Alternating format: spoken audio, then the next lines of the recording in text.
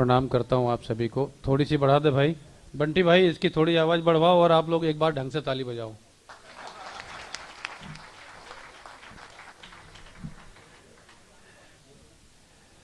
मंच को प्रणाम करता हूँ।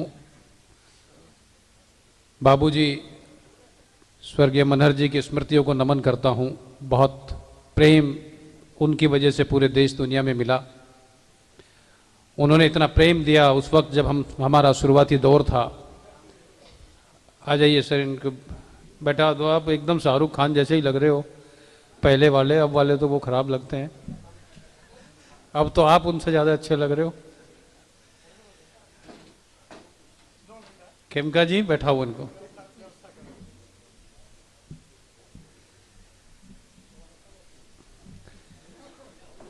देखो, आदमी को देर में आने का फायदा ये होता है सबसे आगे की तरफ कुर्सी उन्हीं की लगे।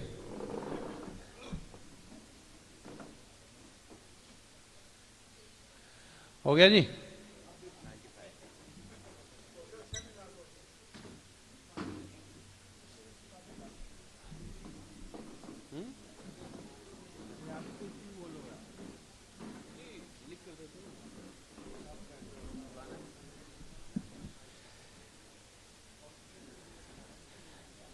बहन जी बैठ जाओ, बस आप ही की वजह से रुके हुए थे हम अब तक।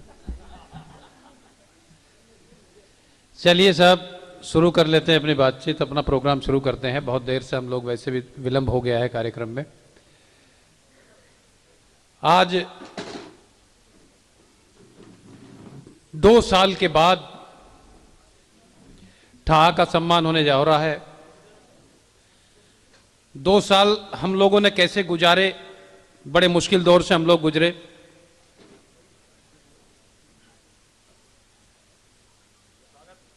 स्वागत स्वागत, बैठ जाओ बंटी भाई, मजा नहीं आता फिर। 2 साल किस तरह से गुजारे हम लोगों ने, आप सब लोग। यार तुम हट जाओ यार।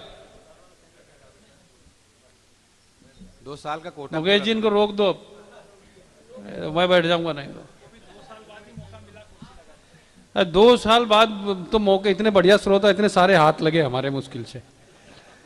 यकीन मानिए 2 साल से हम भी भरे बैठे थे, और आप भी ताली वाली बजाओ, उस तरह से बजाओ ताकि पता चले कि 2 साल से आप भी ढंग का कवि सम्मेलन सुनने के लिए तैयार बैठे थे। मनहर ठहा का सम्मान आज भाई विष्णु सक्सेना जी को यहां पर दिया जाएगा। विष्णु सक्सेना जी निश्चित ही इस देश के सर्वश्रेष्ठ गीतकार हैं इस दौर के। कई लोग ये सवाल भी कर रहे थे कि विष्णु जी तो, मनहर जी का सम्मान तो ठहा का सम्मान विष्णु जी को दिया जा रहा है। तो ब्रजमोहन जी, मेरा ये मानना है कि कोई भी व्यक्ति, विष्णु जैसा व्यक्ति, अपने गीतों के माध्यम से जब हमारे मन को खुश करता है, हम खुश होते हैं, आत्मा खुश होती है, तो निश्चित रूप से आपके गीत ठहाका लगाने के लिए एक प्लॉट तैयार करने का काम करते हैं। इसलिए आपको यह सम्मान दिए जाने का मैं और यह सदन समर्थन करते हैं। ये 2 साल कैसे गुजरे साहब? चित्रसेन सिंह जी, 2 साल बड़े खतरनाक गुजरे। गुजर रही थी जिंदगी ऐसे मुकाम से। अब आप कवि सम्मेलन सुनने के मूड में आ जाओ बिल्कुल, और जो बात यहां से कह आप तक पहुंच जाए तो ठोक ठाक के ताली वाली बजाते रहना कि उसी मूड में है आप, क्योंकि प्रोग्राम भी आदरणीय मनहर जी के याद में हो रहा है। और मनहर जी तो ठहाका के सम्राट थे।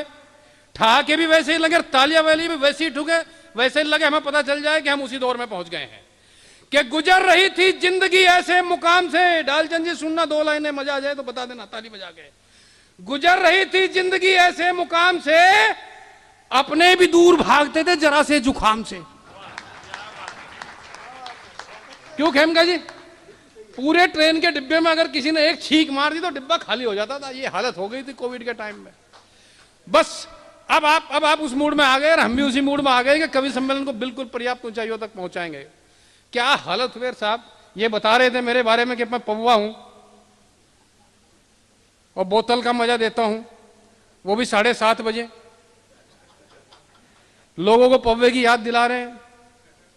अरे तुम लोगों का मूड खराब मत करो सुरेश। 7:30 मुझे डर लगता है तुम पव्वा वव्वा याद दिला दो, पीछे के लोग कहीं निकल के ना चल दे। क्या बताएं दर्द दिल किस हाल में हम जी रहे थे। अगली ये भी आपके काम का है और कोविड के ऊपर है। अगर ये उस वाले में मजा नहीं आया हो तो इसमें जरूर आएगा। मैं बता रहा हूं आपको कि क्या बताएं दर्द दिल किस हाल में हम जी रहे थे। गिलास था ब्लैक लेबल का और हल्दी वाला दूध पी रहे थे।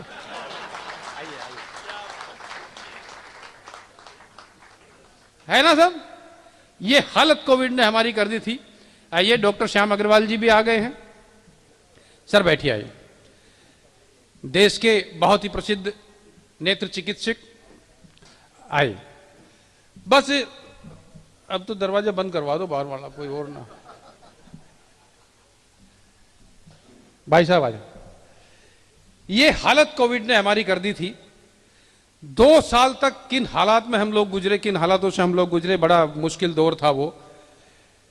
और घर से बाहर निकलते थे तो वो कांटों से वाले वायरस का डर लगता था। घर में 24 घंटे पत्नी, बाहर वायरस का खौफ, घर में पत्नी का खौफ ही था भाई साहब। 24 घंटे वही, 6 महीने तक वो भी बिना मेकअप के। सारे ब्यूटी पार्लर बंद। ऐसे में पत्नी के साथ उसका ज्यादा खौफ था। और इतनी बुरे हालत में भी हमने वो समय गुजारा। आप लोग बच के आए, हम सब लोग बच के आए। आप बड़े भाग्यशाली लोग हैं। आइए टेंशन वेंशन मत लीजिए। मैं थोड़ी सी बात आपसे करता हूं, मजा आएगा आपको। टेंशन लेने का नहीं, मैं तो वैसे भी टेंशन भगाने वाला कवि हूं। लेकिन कुछ लोग होते हैं जो बिना मतलब टेंशन लेते हैं। मैं एक दोस्त के घर पे गया, बड़ी टेंशन में बैठा हुआ था। मैंने किस बात की टेंशन? वो बोला यार 20 दिन पहले मेरे दादाजी मरे, मेरे लिए 70 करोड़ रुपए छोड़ कर मरे। मैंने कहा राइट, फिर? बोले 15 दिन पहले ताऊ जी मरे, वो भी 70 करोड़ रुपए छोड़ के मरे। अबे तो मैंने कहा काहे की टेंशन है? वो बोला यही तो टेंशन है, 15 दिन से कोई नहीं मर रहा। अच्छा है, बहुत बढ़िया। लोग कैसी कैसी बातों में टेंशन लेते हैं, बिना मतलब टेंशन लेते हैं। कहां से लोग कैसी कैसी। मैं एक और दोस्त के घर पे गया, वो भी बड़ी टेंशन में बैठा हुआ था। मैंने किस बात की टेंशन? वो बोला यार सोच रहा हूं एक दिन हर कोई मरेगा। अबे मैंने कहा सच्ची बात है, जो पैदा हुआ है मरेगा, इसमें टेंशन लेने की क्या बात है? वो बोला टेंशन लेने की तो बात ही है, जो सबसे लास्ट में मरेगा उसे शमशान लेकर कौन जाएगा। अच्छा है, बहुत बढ़िया। लोग इतनी दूर तक की सोच कर टेंशन लेते हैं। आप बिल्कुल मुक्त होकर बैठो, मजा लो बिल्कुल कार्यक्रम का, टेंशन नहीं लेने का। लोग बिना मतलब टेंशन लेते। अच्छा कुछ लोग बिल्कुल नहीं लेते। मेरा एक दोस्त रहते मेरे हरदीप सिंह का मोबाइल चोरी करके एक चोर भाग रहा था। मैंने कहा हरदीप वो चोर तेरा मोबाइल चोरी करके भाग रहा है, उसे पकड़। अरे बोले भाई साहब काहे को टेंशन लेनी, चार्जर तो मेरे पास ही है। बहुत अच्छे, बहुत अच्छे। कुछ लोग बिल्कुल नहीं लेते। अच्छा लोगों को कैसी कैसी टेंशन। एक और लड़का मेरा दोस्त बड़ी टेंशन में बैठा हुआ था। मैंने किस बात की टेंशन? वो बोला यार 1 लीटर पेट्रोल और 1 बियर की बोतल, दोनों का रेट सेम हो गया। अबे तो मैंने टेंशन की क्या बात है? बोले भाई साहब कंफर्म नहीं कर पा रहा हूं, घूमने चला जाए कि झूमने चला जाए। बहुत अच्छे, बहुत अच्छे, बहुत बढ़िया। लोग कहां कहां की बातों पर टेंशन लेते हैं, कैसी कैसे। जैसे कोविड के टाइम में लोग किस तरह की टेंशन ले रहे थे। एक दोस्त मेरा बड़ी टेंशन में बैठा हुआ था। मैंने क्या हुआ? बोले भाई साहब डॉक्टर कहते हैं कि स्टीम लो। फिर मैंने कहा वायरस को मारने के लिए बोले स्टीम लो। और कुछ लोग कहते हैं कि अल्कोहल वाला सैनिटाइजर लो। तो मैंने कहा टेंशन की क्या बात है? बोले भाई साहब कंफर्म नहीं कर पा रहा हूं, भाप ली जाए कि हाप ली जाए। अच्छा है, अच्छा है। लोग कहां कहां से टेंशन लेते हैं, किन किन बातों पर टेंशन। कुछ लोग बिल्कुल नहीं लेते। मेरे मोहल्ले में खड़ा हुआ एक लड़का जोर जोर से हंस रहा था। मैंने क्या हुआ? वो बोले कुछ नहीं, अपने पड़ोसी है ना मिश्रा जी की 100 करोड़ की लॉटरी लग गई। अबे मैंने कहा लॉटरी मिश्रा जी की लग गई, तू क्यों मजे ले रहा है? बोले कुछ नहीं, मिश्रा जी का टिकट खो गया। अच्छा है, अच्छा है। तो कुछ लोग दूसरे को दुखी देख के भी मजा ले लेते हैं। टेंशन नहीं लेना चाहिए जीवन में, क्योंकि कल का दिन किसने देखा है। आज का दिन हम खोएं क्यों, और जिन लम्हों में हंस सकते हैं उन लम्हों में रोएं क्यों। क्या बात है, बहुत अच्छे। एंजॉय करो, मस्ती करो यार। अरे वो बेफिक्र सी सुबह, वो गुनगुनाहट शामों की, और जिंदगी खूबसूरत है अगर आदत हो मुस्कुराने की। क्या बात है। हंसी को, मुस्कुराहट को अपने जीवन में शामिल कर लीजिए। लेकिन लोग, मैंने बताया ना, बिना मतलब लोग टेंशन लेते हैं। काहे की लोग टेंशन लेते हैं, किन किन बातों पर टेंशन लेते हैं। मजे में रहना चाहिए। आप तो भले आदमी कवि सम्मेलन करवाते हैं, साहित्य संगम कवि सम्मेलन करता है, वरना तो कवियों से लोग बच के भागते हैं। मैं तो फ्लाइट में आ रहा था, मेरे बराबर में एक शरीफ बुजुर्ग आदमी बैठे हुए थे। मैंने टाइम पास करने के लिए पूछ लिया, उपाध्याय जी। मैंने कहा मेरा नाम मुकेश गौतम है, मैं कवि हूं, आपका परिचय? वो बोले वैसे तो मेरा नाम हसमुख लाल है, लेकिन मैं बहरा हूं। अच्छा, पहले किसी शहर में एक आध कवि होता था, उस कवि के नाम से शहर की पहचान होती थी। बंटी, कवियों के नाम से शहरों की पहचान होती थी। हम उस संस्कृति के लोग हैं, उन संस्कारों के लोग हैं कि कवियों शायरों के नाम से शहरों की पहचान हुई। काका हाथरसी, हुल्लड़ मुरादाबादी, जिगर मुरादाबादी, साहिर लुधियानवी, कवियों शायरों के नाम से शहरों की पहचान हुई। बाद में एक शहर में 10-10 कवि होने लगे। यहां तक लोगों ने झेला, एक एक गली में 8-10 कवि होने लगे। यहां आके मामला बिगड़ा। लेकिन अगर एक घर में एक से ज्यादा कवि हों, उस घर का भगवान ही मालिक। और अगर आप तक बात पहुंच जाए तो बताना, कवि सम्मेलन को शुरू कर देना, उठा देना यहां से। आप तक बात पहुंच जाए तो पता चलना चाहिए, गुंजा देना तालियों से, बताना आप तक बात पहुंची है कि एक कवि और कवियत्री ने आपस में शादी रचाई। रचा सकते हैं खेमका जी? एक कवि और कवियत्री ने आपस में शादी रचाई और सुहाग रात में घूंघट उठाते ही दूल्हे ने दुल्हन को 6 गजल सुनाई। अच्छा है, बढ़िया है। एक कवि और कवियत्री ने आपस में शादी रचाई, सुहाग रात में घूंघट उठाते ही दूल्हे ने दुल्हन, फिर दुल्हन ने, तुझे भी मेरे बीच में ही करना। एक कवि, मुझे लगता है मैं तो आज इसी काम के लिए आया हूं, सेट होने के लिए। एक कवि और कवि, आवाज थोड़ी सी कम कर दीजिए उनकी। हाँ, ट्राई कर ले, तू कितनी कर सके। आज तो टेस्ट ही करेंगे, देखे जाएगी। और मेरे नाम में मैं जब कवि कह रहा था, जब तक नहीं, जैसे ही कवित्री का नाम लिया तो तुरंत सीटी बजाता है। हो गया ये तेरा तो काम हो गया, मेरा तो बिगड़ गया। आइए फिर शुरू करते हैं। मुझे पता है आज व्यवधान हुआ उस तरह नहीं। सुरेश, पेमेंट एडवांस किया गया इनको? नहीं, माइक बहुत अच्छा है। हाँ, आपको ही देख करके वो सीटी मार रहा है।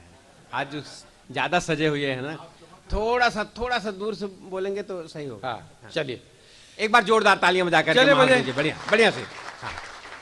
हाँ, एक कवि और कवित्री ने आपस में शादी रचाई, सुहाग रात में घूंघट उठाते ही दूल्हे ने दुल्हन को 6 गजल सुनाई। फिर दुल्हन ने 5 गीत 4 रुबाई, फिर दुल्हन ने 5 गीत 4 रुबाई, फिर दूल्हे ने 6 गीत सुनाए, फिर दुल्हन ने अपने पुराने गीत गुनगुनाए। दोनों का कवि सम्मेलन रात भर चला। दोनों ने एक दूसरे को खूब दाद दी और दोनों को सुबह याद आया कि आज तो सुहाग रात थी। अच्छा है, बहुत बढ़िया, बहुत अच्छे। ये स्थिति, ये कवियों से लोग बच के भागते हैं। लेकिन आप भले आदमी जो कवियों को बुलाते हैं और सुनते हैं, बड़ी विचित्र महिलाएं बड़ी संख्या में बैठी हैं। मैं महिलाओं की कतई आलोचना नहीं करता, क्योंकि ये महिलाएं ही हैं जो शक्ति हैं, पुरुष सिर्फ सहन शक्ति है। वाह। शादी के समय हर व्यक्ति को उसकी पत्नी बड़ी रोमांटिक नजर आती है। शादी के 2 साल बाद पत्नी का रोम रोम एंटिक नजर आता है। शादी के समय हर महिला कहती है तेरी जिंदगी को जन्नत बना दूंगी। शादी के बाद समझ में आता है कि उसे मैगी बनानी भी नहीं आती। शादी के समय हर पुरुष भी सोचता है कि दुनिया बदल देगा। शादी के बाद समझ में आता है कि अपनी मर्जी से टीवी का चैनल भी नहीं बदल सकता। बहुत अच्छे। ये स्थिति है महिलाओं की। लेकिन मैं महिलाओं की कतई आलोचना नहीं करता, क्योंकि ये महिलाएं ही हैं जो हम बच्चों के बापू को बच्चों का बापू बना के रखती है। वरना इन बच्चों के बापू को आश्रम वाला बापू बनने में टाइम नहीं लगता। बहुत अच्छे, बहुत बढ़िया। बड़े अच्छे लोग हैं आप जो कवियों को बुलाए। बड़ा, ये बहुत दिनों के बाद कवि सम्मेलन हुआ। मैं महिलाओं की, वैसे भी महिलाओं के बारे में, महिलाएं बड़ी भोली होती हैं। एक महिला पिछले दिनों फ्रूट्स मार्केट में गई एप्पल लेने के लिए। उसने 1 किलो एप्पल लिए। एप्पल लेके जैसे ही घर लौटी और पहला एप्पल काटा, उसमें से कीड़ा निकला। वापस गई एप्पल वापस करने के लिए, फ्रूट्स मार्केट में वापस गई। उसे बोला पहला एप्पल काटा, उसमें से कीड़ा निकला, कैसे एप्पल दिए? और फ्रूट्स मार्केट वाले का कॉन्फिडेंस देखिए। बोले बहन जी, अपनी अपनी किस्मत की बात होती है। एक और बहन जी लेके गई थी, उसके एप्पल में से डायमंड रिंग निकली। हो सकता है अगले एप्पल में से नेकलेस निकल जाए। ये 1 किलो वापस करने गई थी, 5 किलो और लेके आ गई। बहुत अच्छे, बहुत बढ़िया, बहुत अच्छे। ये स्थिति होती है। पुरुष भी बड़े भोले होते हैं। हमारे एक दोस्त की नई नई शादी हुई। शादी के 2 दिन बाद ही उसे कंपनी के काम से बाहर जाना पड़ गया। कंपनी के काम से बाहर जाना पड़ गया दूसरे शहर में। उस दिन वाइफ का बर्थडे आ गया। वाइफ का बर्थडे आ गया तो इस बंदे ने दूसरे शहर से अपने शहर में फोन किया फ्लावर शॉप पे। बोले मेरे घर पे 24 गुलाब के फूल भिजवा दो। उधर फ्लावर शॉप पे 24 गुलाब के फूल का ऑर्डर दिया, इधर वाइफ को फोन किया। बोले हैप्पी बर्थडे, आज तुम जितने साल की हो गई हो तुम्हारे लिए उतने गुलाब के फूल भिजवा रहा हूं, हैप्पी बर्थडे, लव यू। भाई साहब को मालूम नहीं था फ्लावर शॉप पे स्कीम चल रही, एक के साथ एक फ्री वाली। बहुत अच्छे, बहुत बढ़िया।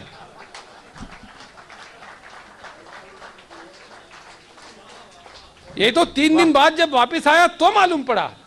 आइए बस मैं अंतिम रूप से थोड़ा सा 2-3 मिनट और आपके बीच हूं। बहुत बढ़िया, बड़े मन से आप सुन रहे हैं। आजकल तो सोशल मीडिया का दौर है, फेसबुक, आप इसे कहते हैं फेसबुक, मैं इसे कहता हूं फेकबुक।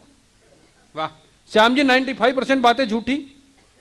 जो आदमी सरकारी सब्सिडी के बिना घर में टॉयलेट तक नहीं बनवा सकता, वो भी फेसबुक पर गर्लफ्रेंड के लिए ताजमहल बनवाने का प्रॉमिस कर रहा है। क्या बात।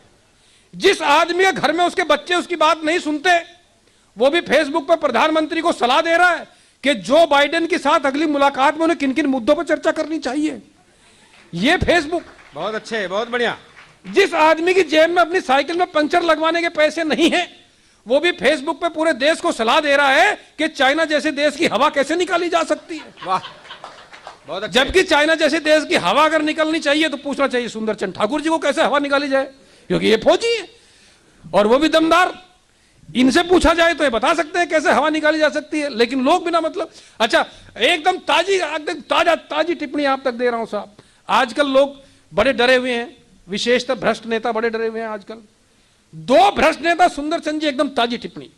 2 भ्रष्ट नेता कल आपस में बैठे हुए बात कर रहे थे, 17 तारीख को। कल 2 भ्रष्ट नेता कल शाम को आपस में बैठे हुए बात कर रहे थे। बोले यार, ईडी, आईटी, सीबीआई, इन्होंने हमें कहीं के नहीं छोड़े। ईडी, आईटी, सीबीआई, इन्होंने हमें कहीं के नहीं छोड़े। अब लगता है 2024 से पहले, 2024 के चुनाव से पहले हमारी ऐसी हालत हो जाएगी कि हम क्या पहनेंगे और क्या निचोड़ेंगे।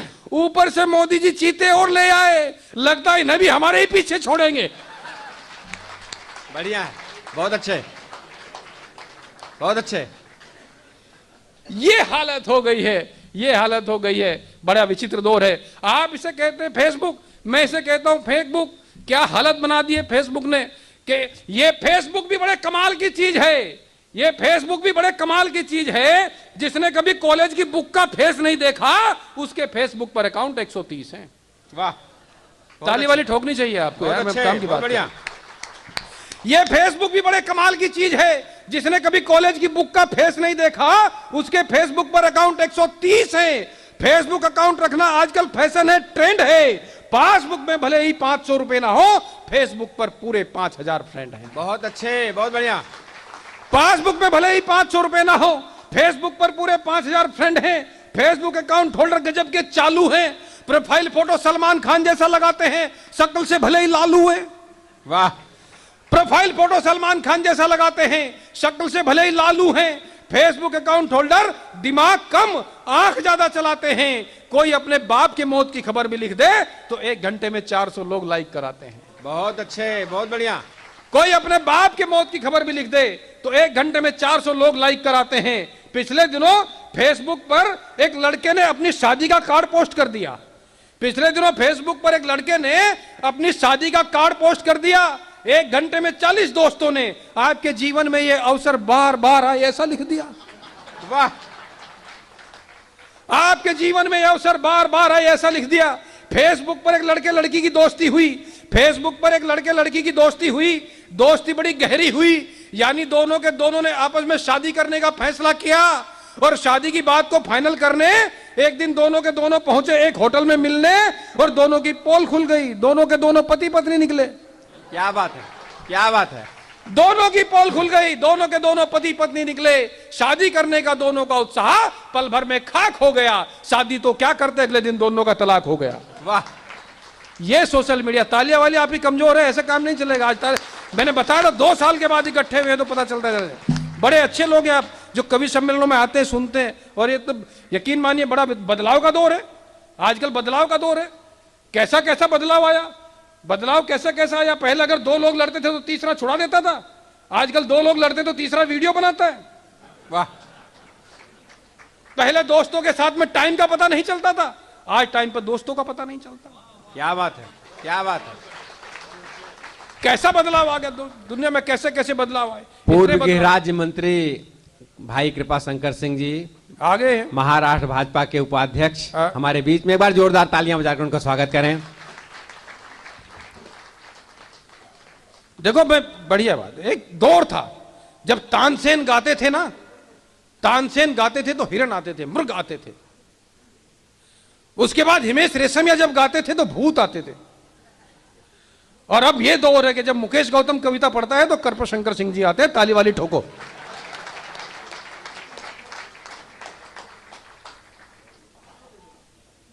बदलाव का दौर है। मैंने बढ़िया वाली टिप्पणी कृपा जी पहले ही सुना दी आपके आने से पहले। नहीं उपकार नहीं, वो चीते वाली सुनाई मैंने, जो कल चीते छोड़े यार। बच गए, बच गए। चीतों से कौन बचेगा, चीते लाई हुई इसलिए गए। आइए बस अंतिम रूप से एक कविता आपके बीच में पढ़ देता हूं। जी जी। बदलाव का दौर है, जैसे मैंने कहा बदलाव का दौर है। बदलाव के नाम पर क्या क्या बदलाव हुए। बदलाव के नाम पर हमने शहरों के नाम बदले, कस्बों के नाम बदले, सड़कों के नाम बदले। पिछले दिनों दिल्ली में जब औरंगजेब मार्ग का नाम बदलकर एपीजे अब्दुल कलाम मार्ग कर दिया तो मेरे जैसे व्यंग्यकार को एक लाइन कहने का मौका मिला कि कोई फर्क नहीं पड़ता हम औरंगजेब मार्ग पर चले या एपीजे अब्दुल कलाम मार्ग पर चलें, फर्क जब पड़ता है जब हम एपीजे अब्दुल कलाम के बताए हुए मार्ग पर ना चलें। बदलाव का दौर है, बड़ा विचित्र दौर है, बदलाव का दौर है। इसलिए कहता हूं कोई फर्क नहीं पड़ता आप जीवन में योगी हो या ना हो, आप जीवन में उपयोगी हो, यह बेहद जरूरी है। कोई फर्क नहीं पड़ता आप जीवन में वेद पढ़े हो या ना पढ़े हो, आप जीवन में सामने वाले की वेदना पढ़नी सीख लीजिए, जीवन में यह बेहद जरूरी है। एक कविता छोटी सी आपके बीच पढ़ देता हूं, कविता के माध्यम से कहना चाहता हूं कोई छोटा नहीं होता, कोई बड़ा नहीं होता, आदमी का काम उसको बड़ा बना देता है, आदमी का काम उसको छोटा कर देता है। कहना यह चाहता हूं जीवन में कभी कोई आपकी प्रशंसा करे, जीवन में कभी कोई आपकी तारीफ करे, आपको फूलना नहीं है, और जीवन में कभी कोई आपकी आलोचना करे, अपनी आलोचना को पीना सीखिए। मेरा दावा है जिस दिन आप अपनी आलोचना को पीना सीख जाओगे उस दिन आप सचमुच जीना सीख जाओगे। कोई बड़ा नहीं, कोई छोटा नहीं साहब, आदमी का काम उसको बड़ा बना देता है, आदमी का काम उसको छोटा कर देता है। आदमी 10 बाई 10 की छोटी ही जगह पर बैठकर महान काम कर सकता है। वो कार्टून बना सकता है, पेंटिंग बना सकता है, रिसर्च कर सकता है, संपादकीय लिख सकता है या आंखों का ऑपरेशन कर सकता है, और आदमी 1100 एकड़ के धार्मिक भी घटिया काम कर सकता है। इसलिए कहता हूं आदमी का काम उसको बड़ा बना देता है, काम उसको छोटा कर देता है। एक होती है नदी, एक होता है सागर, दोनों को प्रतीक बनाकर मैंने एक बात कहने की कोशिश की है। छोटी सी कविता, आप तक बात पहुंच जाएगी। हमें भाई विष्णु सक्सेना तक पहुंचना है, उनको सुनना है, आज भरपूर सुनना है। नदी और सागर दोनों को प्रतीक बनाकर मैंने एक बात कहने की कोशिश की है, बात आप तक पहुंच जाएगी। बस ख्याल यही रखना है, कोई बड़ा नहीं, कोई छोटा नहीं, आदमी का काम उसको बड़ा बना देता है, आदमी का काम उसको छोटा कर देता है। मैंने कल कल कर बहती हुई एक नदी से कहा बहुत सुंदर हो तुम, नदी किनारों से जोर से टकराई। मैंने कल कल कर बहती हुई एक नदी से कहा बहुत सुंदर हो तुम, नदी किनारों से जोर से टकराई। मैंने प्रशंसा की नदी के निर्मल जल की, नदी ने अपने प्रवाह को और तेज कर दिया। मैंने प्रशंसा की नदी के विस्तार और गहराई की, नदी फिर किनारों से जोर से टकराई। फिर मैंने नदी से समुद्र की चर्चा की, चर्चा की समुद्र के अथाह विस्तार और गहराई की। नदी नाराज हो गई, भला कोई मुझसे अधिक विस्तारित, मुझसे अधिक गहरा कैसे हो सकता है। नाराज होकर किनारों से टकराकर बहने लगी थी नदी। मैं सागर के पास गया, मैंने सागर से उस नदी की चर्चा की। सागर खुश हुए, बोले जब वापस जाओ तो उस नदी को मेरा प्रणाम कहना, क्योंकि वो नदियां हैं इसलिए मैं हूं। वाह, बहुत अच्छे। वो नदियां हैं इसलिए मैं हूं।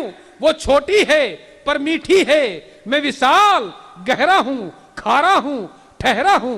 कहने को ये एक कविता है, एक लघु कथा है, लेकिन मुझे लगता है ये जीवन का सच्चा पता है। बड़ा वो नहीं जो बड़ा होने का अभिमान करे, बल्कि बड़ा वो है जो सबको साथ लेकर चले और सबका सम्मान करे, जो सबको साथ लेकर चले और सबका सम्मान करे।